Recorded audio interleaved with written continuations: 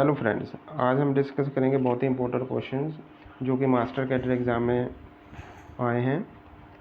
सबसे पहला क्वेश्चन है the value of limit n tend to infinity 1 + 2 + 3 + n upon n² + 10।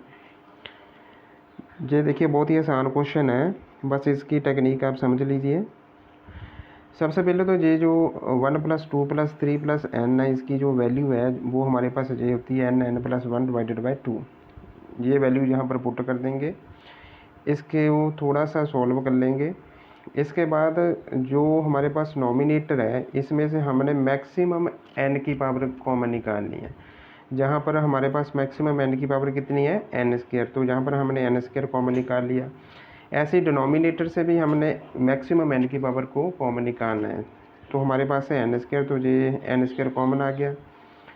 इसके बाद ये n² और n² आपस में कैंसिल हो गया, तो जो भी रिमेनिंग टर्म बची है वो जे वाली है। अब इसमें अगर हम n टेंड्स टू इन्फिनिटी की वैल्यू फिल करेंगे तो हम सब जानते हैं 1/∞ की वैल्यू कितनी होती है 0। तो जहाँ भी 0 आ गया और नीचे जहाँ भी 0 आ गया, तो टोटल हमारे पास 1/2 आंसर आ गया। तो इसका मतलब हमारी जो ऑप्शन ए है वो करेक्ट होगी इस क्वेश्चन के लिए। नेक्स्ट क्वेश्चन देखिए, इफ़ ए इक्वल टू हमें कोई 2/2 की मैट्रिक्स दी गई है और एक हमारे पास के ए इसकी वैल्यू दी गई है, फाइंड द वैल्यू ऑफ ए। जहाँ तो आपको ए की वैल्यू पूछेगा और जहाँ बी की वैल्यू पूछेगा, लेकिन जहाँ पर इस क्वेश्चन में उसने ए की वैल्यू पूछी है, तो देखिए ए की वैल्यू कैसे निकलेगी। जैसे गिवन दिया गया है भी के इक्वल टू 0, 3, 8, 2b एंड 24। तो आपने क्या करना है, जहाँ पर ए की जगह ए की वैल्यू फिल कर दो, जहाँ पर ए की जगह ए की वैल्यू फिल अप कर दो, तो हमारे पास कुछ ऐसा रिलेशन आ जाएगा। तो इस के को मैट्रिक्स के अंदर मल्टीप्लाई कर दो, तो हमारे पास कुछ ऐसा आ जाएगा रिलेशन। तो अब जहाँ पर जस्ट कंपैरिजन करना है, फर्स्ट एलिमेंट को फर्स्ट एलिमेंट के साथ कंपेयर करना है, सेकंड को सेकंड वाले के साथ, इस एलिमेंट को इसके साथ, इसको इसके साथ कंपेयर किया, तो हमारे पास 3 = 2 के आ गया, 2b = 3 के आ गया, और -4 = 24 आ गया। जो हमारे पास ये जो थर्ड रिलेशन है -4 = 24, जहाँ से हमारे पास के की वैल्यू आ गई, के की वैल्यू कितनी आ गई -6, और ये वाली के की वैल्यू हमने ए वाले जो फैक्टर है ए वाले फैक्टर में पुट कर देनी है जहाँ पर। तो जहाँ पर हमारे पास आ जाएगा 3a = 2, और के की वैल्यू जब फिल करोगे तो आ गया -6, तो जहाँ से ए की वैल्यू आ गई -4।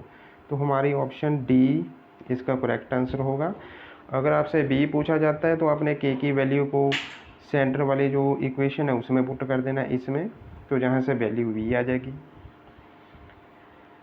तो नेक्स्ट क्वेश्चन देखिए, क्वेश्चन नंबर 3।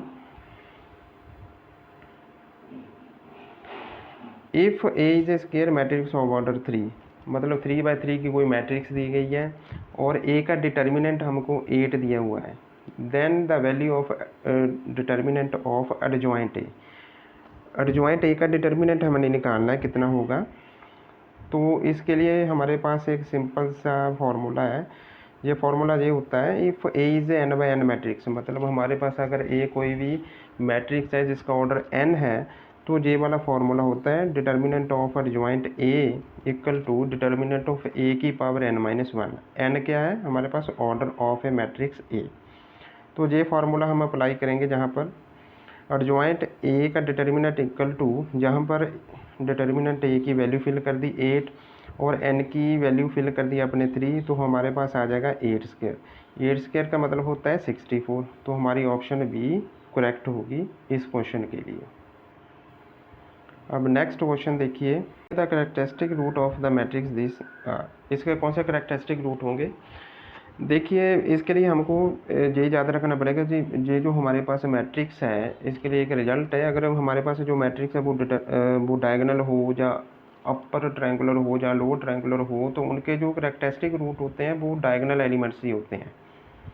तो हमारे पास ये जो मैट्रिक्स गिवन दी गई है ये उसी कैटेगरी की है, तो इसका मतलब इसके जो करेक्टरिस्टिक रूट होंगे वो इसके डायगोनल के एलिमेंट्स होंगे। डायगोनल के एलिमेंट्स कौन से हैं? 1, 3 एंड 6। तो इसके अकॉर्डिंग इसकी ऑप्शन डी जो है वो करेक्ट होगी। Question number 5, the rank of the matrix this. इस मैट्रिक्स का रैंक फाइंड आउट करना है। इसके लिए हमें एक रिजल्ट याद रखना पड़ेगा। उस रिजल्ट में ये अगर कोई हमारे पास मैट्रिक्स है जिसके सारे के सारे एलिमेंट्स सेम हो तो उसका रैंक 1 होता है। तो हमें जो गिवन मैट्रिक्स दी गई है इसके सारे के सारे एलिमेंट सेम है तो इसका रैंक कितना होगा? 1, मतलब ऑप्शन बी ठीक होगी इसकी। तो एक और टेक्निक है, उस टेक्निक से देख लेते हैं।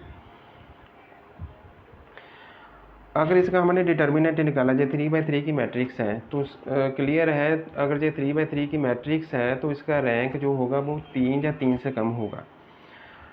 तो इसका रैंक 3 है कि नहीं उसको चेक करने के लिए इसका 3/3 की मैट्रिक्स का डिटर्मिनेंट चेक करना पड़ेगा आपको। तो अगर इसका हमने डिटर्मिनेंट चेक किया, डिटर्मिनेंट इसका आ गया 0, तो इसका मतलब इसका जो रैंक होगा वो 3 तो नहीं होगा, 3 से कम ही होगा। 3 से कम कितना होगा? जहाँ 2 होगा, जहाँ 1 होगा, जहाँ 0 होगा।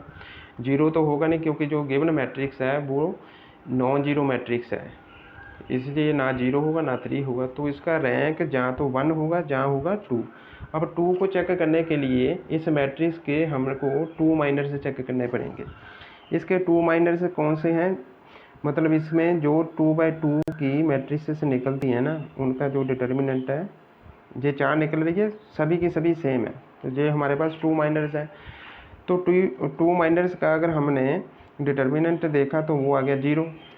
सभी के जितने भी हमारे पास 2 माइनर्स है सभी का डिटर्मिनेंट कितना आ गया? 0। इसका मतलब हमारे पास ऐसा कोई भी 2 माइनर नहीं है जिसका डिटर्मिनेंट नॉन जीरो हो। तो इसका मतलब इसका रैंक भी 2 नहीं होगा। तो अब जस्ट एक ही ऑप्शन बचती है रैंक 1 की। तो क्योंकि नॉन जीरो मैट्रिक्स है तो इसलिए इसका रैंक कितना होगा? 1।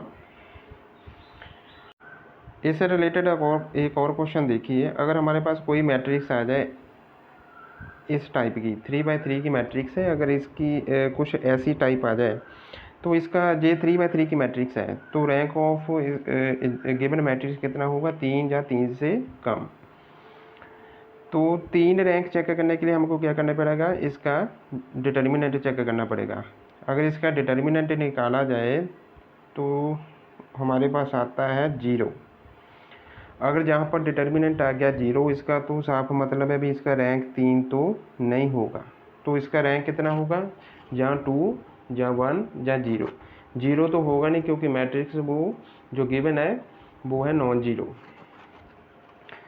तो फिर इसके बाद इसके 2 माइनर्स चेक कीजिए। इसके जो 2 माइनर्स हैं उसमें से देखिए एक मैंने माइनर निकाला है, वो एक माइनर का जो डिटर्मिनेंट आ रहा है वो आ रहा है हमारे पास नॉन जीरो।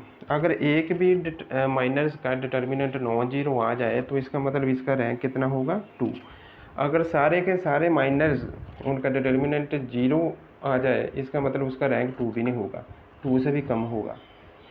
तो 2 से कम कितना रैंक आएगा फिर? 1।